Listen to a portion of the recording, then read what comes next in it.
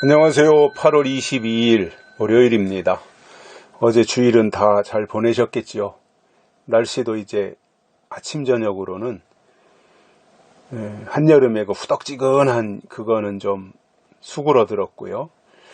바람이 다르게 느껴집니다. 좀 선선한 바람기가 좀 있어서 생활하기에는 훨씬 수월해진 것 같습니다. 그러나 코로나가 또 계속 늘어나고 있어서 주의해야 되고요. 또 사망자도 적지 않게 나오고 있습니다. 코로나 사망자 말입니다. 특별관리 잘 하시면 좋겠습니다. 오늘은 신명기 33장 4절과 5절입니다. 모세가 우리에게 율법을 명하였으니 곧 야곱의 총회의 기업이로다. 여수론의 왕이 있었으니 곧 백성의 두령이 모이고 이스라엘 모든 지파가 함께한 때로다. 아멘. 모세가 그의 사명을 다하고 하나님의 부르심을 기다리고 있는 상황에서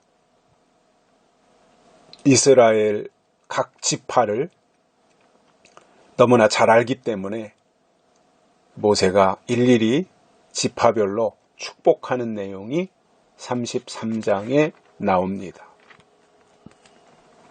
그래서 이제 그 축복을 하기에 앞서서 먼저 모세가 하는 내용이 뭐냐면 하나님의 말씀을 상기시키는 거예요. 성경에 나오는 모든 축복은 말씀을 벗어나서는 하나님의 축복이 임하지 않습니다. 성경에 나오는, 즉 하나님이 주시는 모든 축복은 말씀을 통해서 또는 말씀과 함께 임한다는 사실입니다. 이것이 우리 기독교입니다. 말씀을 벗어나서는 있을 수가 없는 거예요. 기독교가 존재할 수가 없는 거예요. 축복이 임할 수가 없는 거예요. 말씀이 없으면 축복이, 하나님의 축복이 임할 수 없어요. 그래서 모세가 이스라엘 백성들을 축복하는 장면에서 다시 그들에게 상기시키면서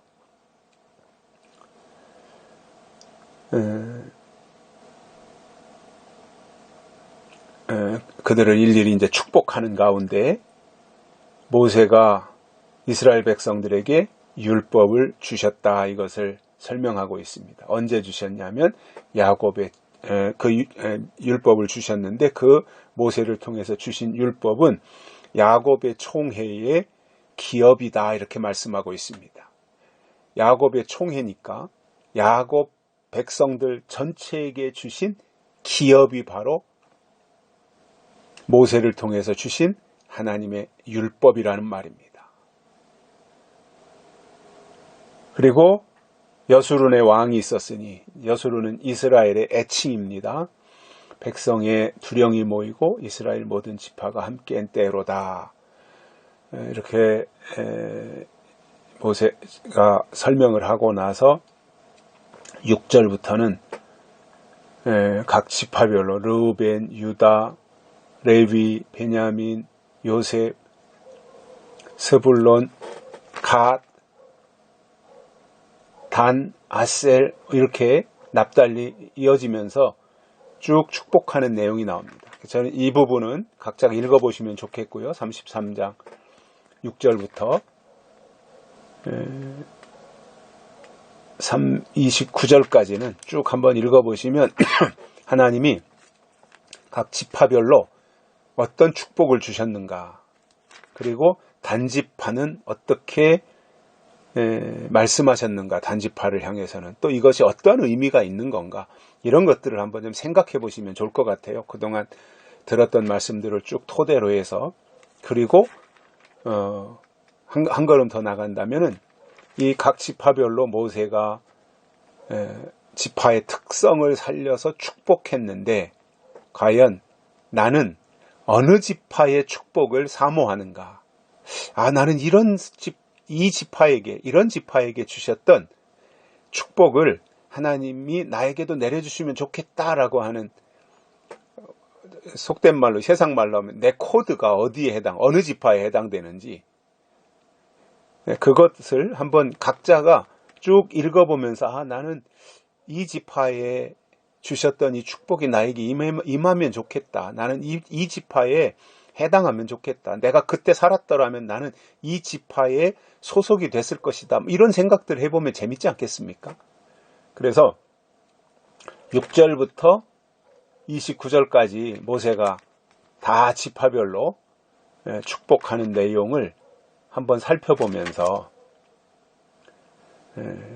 거기에 걸맞게 자기의 해당되는 그 지파를 한번 찾아보는 것도 의미가 있을 것 같습니다. 그래서 제가 이 부분은 설명을 생략을 하겠고요.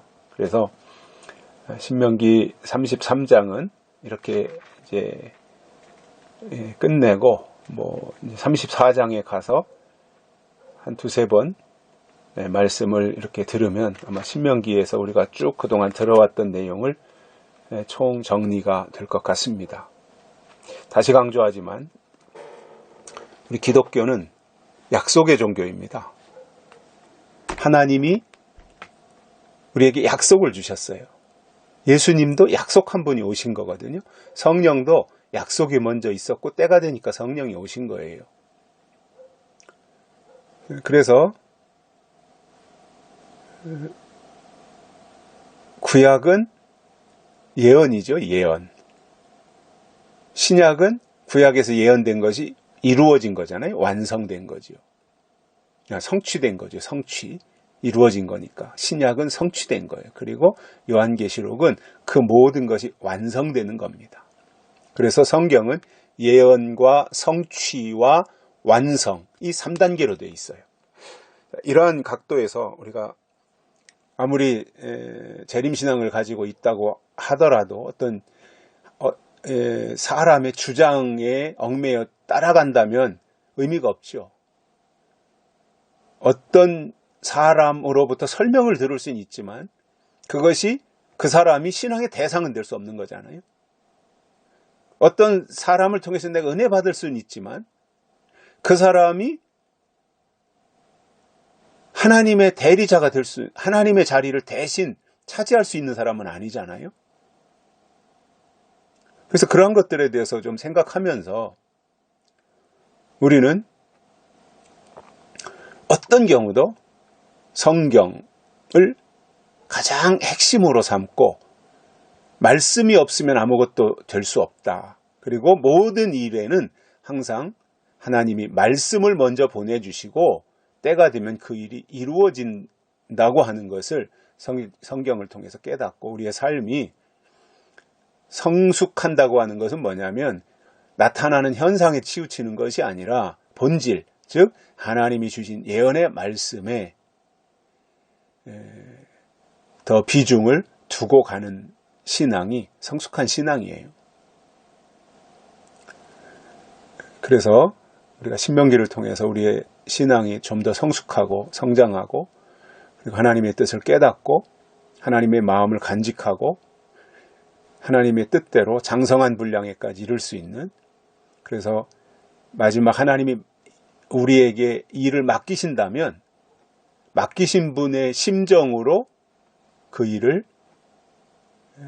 확실하게 이루어드리는데 쓰임받을 수 있도록 우리의 마음 자세나 생각하는 것이나 모든 면에서 잘 정돈되고 또 다듬어질 부분이 있다면 다듬어지고 깎아질 부분이 있다면 깎아지고 보충해야 될 부분이 있다면 보충이 돼서 하나님의 손에 붙잡혀 이왕이면 하나님의 일을 이루어드리는데 쓰임받기를 소망합니다. 여기까지 하겠습니다. 감사합니다.